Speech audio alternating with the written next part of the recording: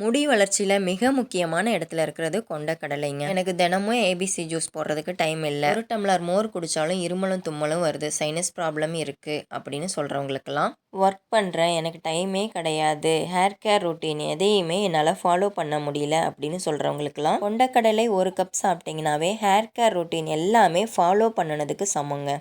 ஏன்னா அதுலேயே உங்களுக்கு எல்லாம் கிடச்சிரும். முடியை லாங் பண்ணி கொடுக்கும், திக் பண்ணி கொடுக்கும், ஷைன் பண்ணி கொடுக்கும், சில்கியாக வச்சுக்கும்.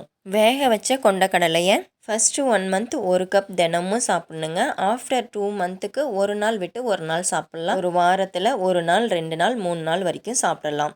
அப்படி கொஞ்சம் கொஞ்சமாக குறைச்சிக்கலாம். ஆஃப்டர் 6 மந்த்துக்கு அப்புறம் வாரத்தில் 1 நாள் 2 நாள் அப்படிங்கிறத மெயின்டைன் பண்ணிக்கலாம். கொண்டக்கடலை ஹேருக்கு மட்டும் இல்லைங்க, ஸ்கின்னுக்கு ஹெல்த்துக்கும் ரொம்ப நல்லது. ஒரு எதுக்கு சிஸ்டர் மோர் சொன்னீங்கன்னு தானே கேட்க போகிறீங்க. இது 80%னா அது 100% கொடுக்குங்க.